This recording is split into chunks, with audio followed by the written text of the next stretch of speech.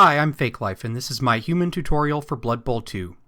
As with all of these Blood Bowl 2 team tutorials, I'll be showing footage from Blood Bowl 1, but the information being taught will apply to both games. So, humans. We all know the stereotypes from every fantasy RPG. Humans are the average race. They can do a little of everything, but they're not as strong as orcs, they're not as agile as elves, and so on. That means in a game like Blood Bowl, they should be capable of a little passing and a little punching, but they don't excel at either. They should be a good team for beginners to learn all aspects of the game, but their lack of focus makes them difficult to master. So that's it, right? Shortest video ever.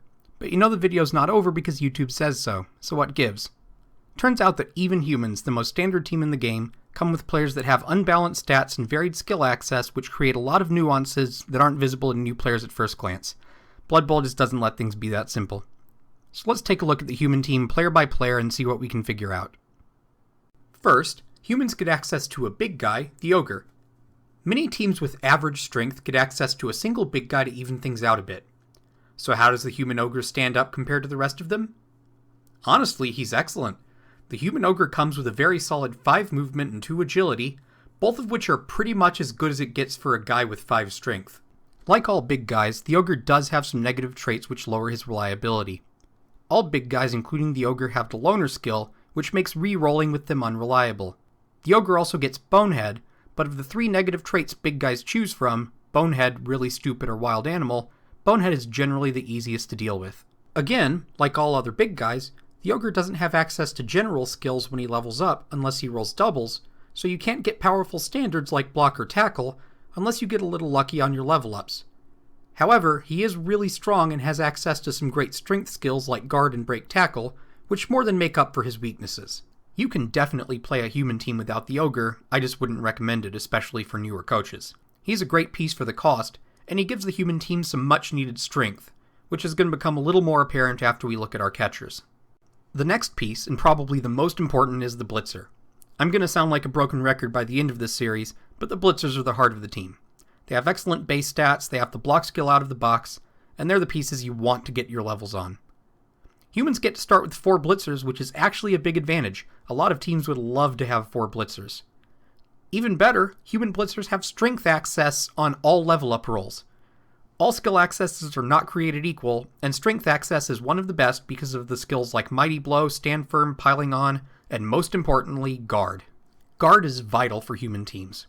You're a 3-strength team that's going to have to physically stand up to some much tougher teams, and Guard gives you the strength to do just that. You can easily give every Blitzer on your team Guard as their first level up, and nobody will tell you you're doing it wrong. I'd recommend you just take all 4 Blitzers when you create your team and replace them as soon as they die. Unless you don't have the money to replace a dead one, there's literally no reason to have less than 4 Blitzers on your team. They're just that good. The thrower is exactly what he sounds like. That's one of the nice things about human teams. The pieces all tell you what they should be doing. The thrower's hopefully going to be doing most of your passing, but if you're punching your way down the pitch and running the ball, he's also probably going to be your ball carrier.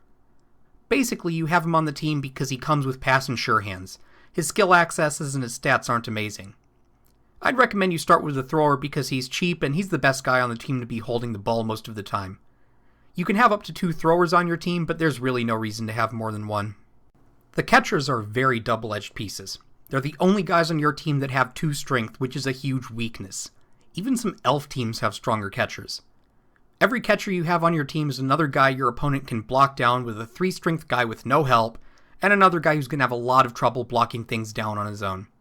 That said, human catchers do have an excellent 8 movement, and they come with dodge and catch out of the box, so they're really great at scoring points quickly. One of the big decisions on a human team is how many catchers to have and what skills to give them.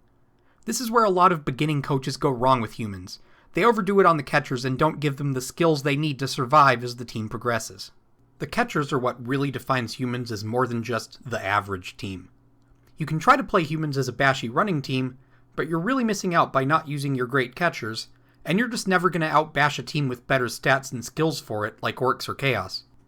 With very fast 2-strength catchers, and only a handful of pieces that can take Guard on normal skill ups, your average human team is going to play more like a passing team that can do some solid counter-punching. Obviously, things can change greatly depending on what kind of level up rolls you get, but standard humans are closer to elves than they are to orcs. I'd recommend that you start your human team without any catchers. You need to be able to buy your 4 Blitzers and your Ogre, and you just don't have the money to get the catchers. Humans are like that, they just don't have the money to get everything that they want right out of the gate. In addition, you really want those Blitzers to get early touchdowns anyway, so that you can give them the guard skill and get started punching the opposition real early.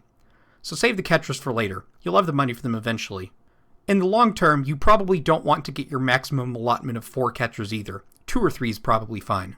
Finally, we have Linemen. Human linemen are very solid, coming with average stats all around. You're always going to have as many linemen as you need to fill out your 11-man roster, and having one as a backup on the bench eventually probably isn't the worst idea either. Like many other linemen, you only have access to general skills unless you roll doubles. Basically, human linemen aren't amazing, but that's kind of the point. Most of the other teams are in the same boat here. When you start with 1000 team value humans, there are a few ways you can do it, but I strongly recommend this lineup.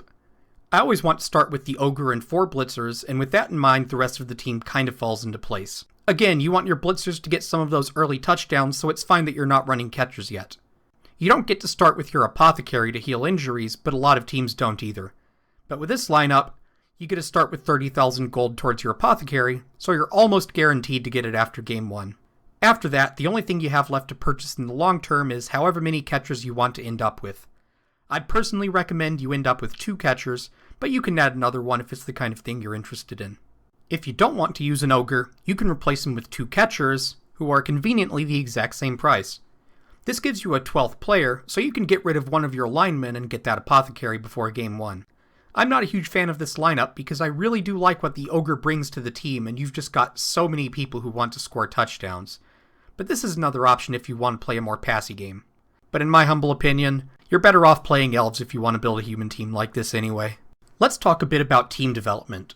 Leveling up your Ogre is mostly up to chance. While his 2 agility means it's not completely impossible for him to score, most of your star player points are going to come from injuring other players, and unfortunately, injuring players is pretty random. If you're fortunate enough to roll doubles on his level up, you should give him block. Even if you roll double 5s or double 6 and you have the ability to increase your stats, block is still the single best offensive and defensive skill for your Ogre. If you're fortunate enough to roll more doubles after that, you can take skills like tackle and pro.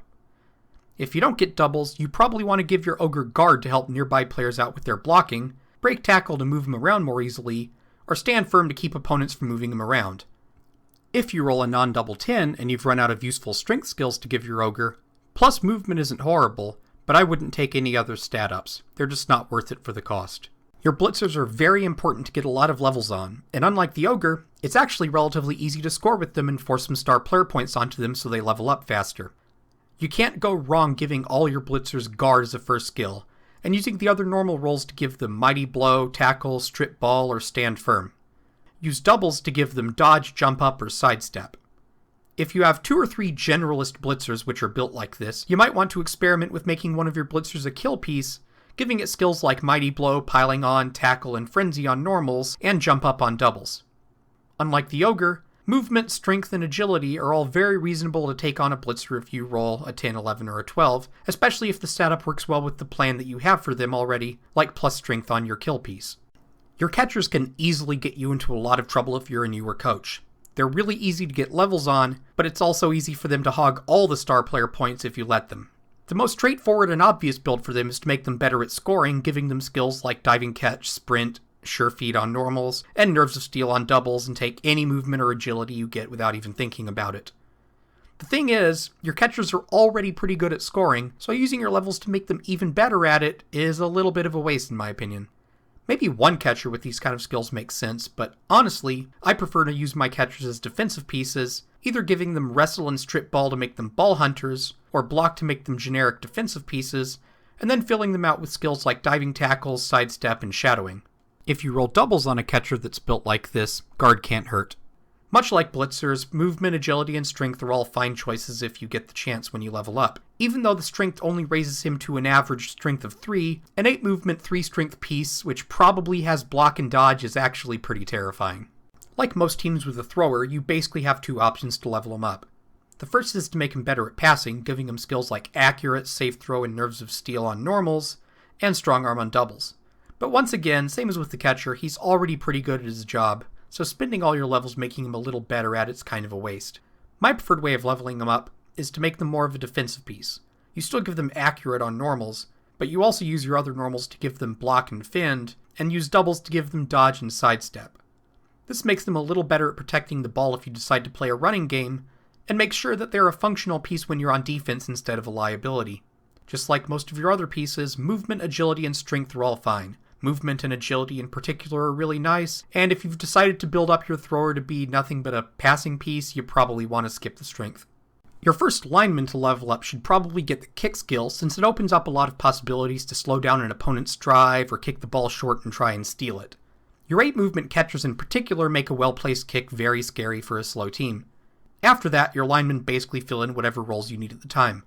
If you just want your linemen to go on the line of scrimmage to gum things up and not die, you probably want to give them wrestle and fend. If you want more bashy pieces on your team, then give them block and tackle. If you roll doubles on almost any lineman, you probably can't go wrong with the guard skill, because humans need all the extra strength they can get as the team keeps leveling up. Same as usual, movement, agility, and strength are all fine, but if you think you're bloating up your team's value too much, you can probably skip these on the linemen.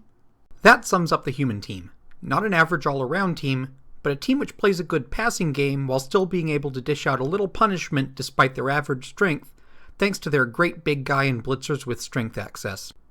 Beginning players will find humans to be a very easy and intuitive team to start with. They're one of the teams I highly recommend new players play with to get their feet wet in Blood Bowl. However, they can struggle above about 1600 team value unless you've leveled them up properly. A poorly leveled human team will find themselves unable to keep up with the other bashing teams and relying on very good but very fragile catchers, which will set the team back massively if they die. A well-built human team can use their focus strength pieces to punch holes through a defense and run a couple of hard-to-take-down catchers through to score quickly, all while using smart blocks to take down key pieces on the opposing team.